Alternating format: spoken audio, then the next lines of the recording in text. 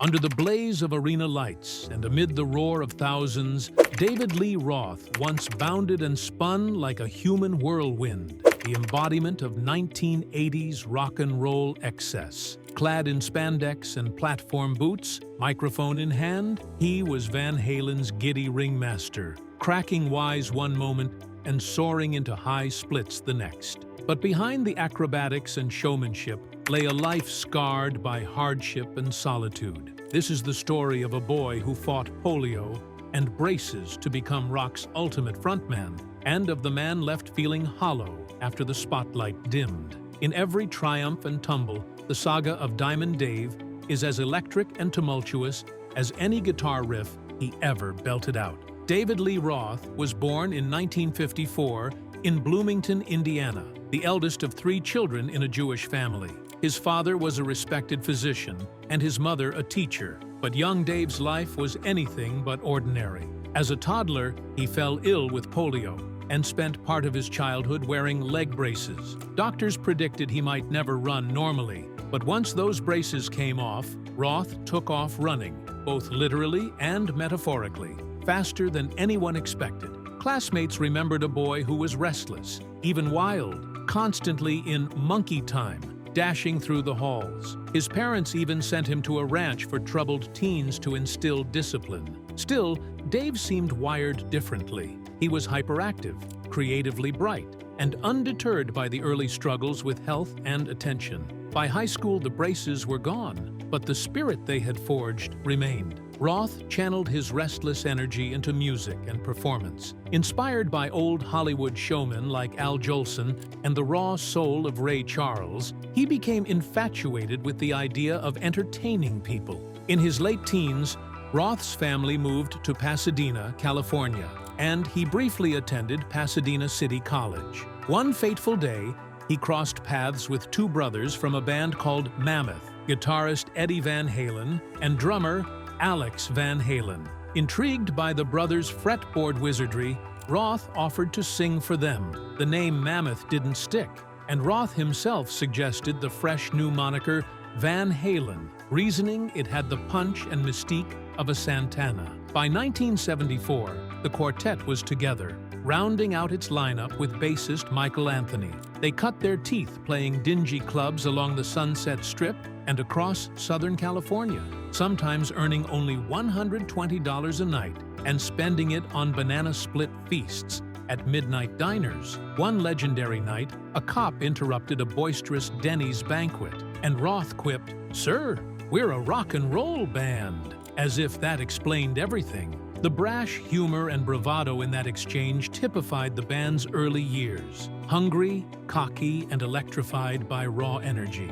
When Van Halen finally broke through in 1978, it was with a self-titled album that exploded out of the speakers. Roth's voice, a brassy, primal howl punctuated with gleeful whoops, was the perfect foil for Eddie's revolutionary guitar heroics. In concert, Dave became a scene stealer. He pranced across the stage, spun in circles with arms outstretched, and launched into mid-air somersaults. With each high kick, so high he often kicked drum kits over, and each mock striptease into night vision goggles, he transformed rock shows into spectacle. Critics likened his act to vaudeville meets Sunset Strip. Audiences ate it up. By the late 70s and early 80s, Van Halen was selling out ever larger venues. Roth openly reveled in the band's hedonistic reputation. He once joked that Van Halen made Led Zeppelin look like Boy Scouts, a testament to the band's non-stop parade of booze, groupies, and clowning around backstage. In interviews, he was irreverent and larger than life, often masking a sharp intelligence with a jokester's mask. He even co-directed the band's early videos, like the cheeky Hot for Teacher, turning them into MTV hits. In those years, Roth seemed unstoppable, the poster child of MTV-era hard rock, and the living embodiment of rock excess. But any rocket climb can be followed by a crash. By the mid-1980s, Cracks were forming within Van Halen's glossy walls. Inside the studio, a creative schism had grown between Roth and Eddie Van Halen. Eddie had become fascinated with synths and new wave textures, a direction Dave accused of morose detours from their guitar-driven roots. When Roth released a surf and standards EP, Crazy from the Heat, in early 1985, it hinted at his restlessness. He was already trying on new hats.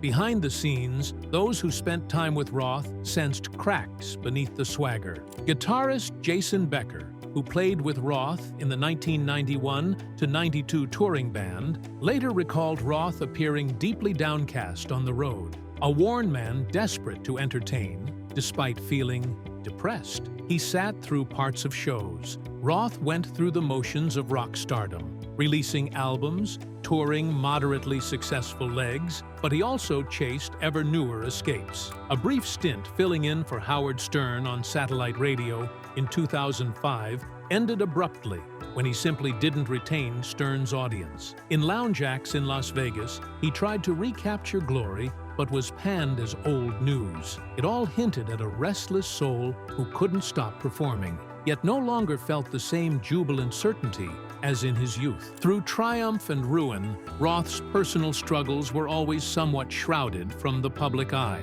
He never married, and teased that he'd slept with every pretty girl with two legs during Van Halen's heyday, a jab hinting at a playboy lifestyle that was perhaps more brash myth than romantic reality. He sidestepped questions about family and love, admitting only in jest that he had loved deeply but valued privacy in counting the cost of those experiences. Physically, the years of high kicks and flips began to show. By the 2010s, he was performing with a cane at times, moving more gingerly when not on stage. Fans speculated he also battled diabetes and chronic knee pain, though Roth rarely addressed health questions directly.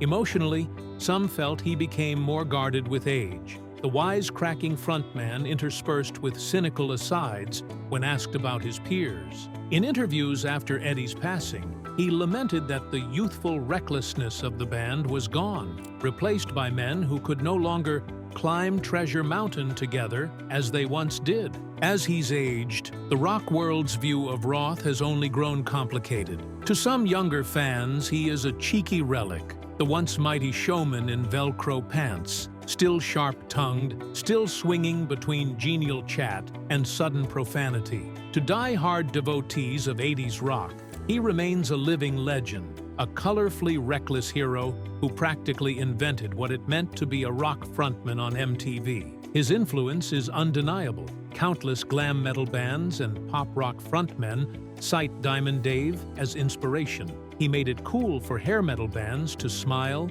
writhe, and flirt with the audience as much as sing to them. Yet others note the loneliness that seemed to eventually creep into Roth's world, a performer still seeking a fix of adrenaline amid a fading spotlight. In later interviews, he's alternated between mournful nostalgia for Van Halen's golden era and defiant pride in his own path. "Stay frosty," he tells fans, an old catchphrase as much a salute as a rallying cry. Today, Roth's legacy is a mix of shattering highs and poignant lows. He reshaped rock concerts into drama fests, bringing candy-colored showmanship to what had been a rough-edged art. He wrote some of the era's most anthemic songs, wrote even more irreverent lyrics, and recorded albums that still blast through classic rock radio.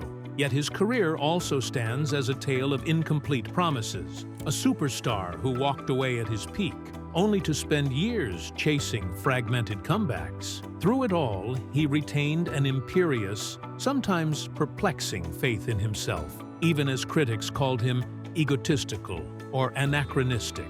As of the early 2000s and 20s, in the quiet between tours, he appears on social media now and then with sunglasses and a grin, reminding everyone that under the crystal lights, he was and is still himself. In the end, David Lee Roth is a paradox, a man whose life seems tragic not because of final ruin, but because behind every screaming crowd was a restless spirit who rarely found peace away from the stage. And yet, that restless spirit is what made him roar so brilliantly while he did. In the final accounting, Roth remains a symbol of rock's wild side, scarred but still shining. He gave the world high kicks and wild laughs, and now, in his twilight years, he stands before us, cane in hand, every bit the showman, a figure who knew he could never walk quietly into the night. In the annals of rock history, David Lee Roth will be remembered as much for his inimitable swagger as for the private battles he battled out of view. For better or worse, the boy from Indiana who put on leg braces after polio became a man who danced out his destiny. And when he finally flipped off the stage forever, he did it on his own terms, emblematic of a life lived loud and broad as any rock song ever written. If you enjoyed the video, make sure to leave a like and subscribe with notifications on to never miss a video.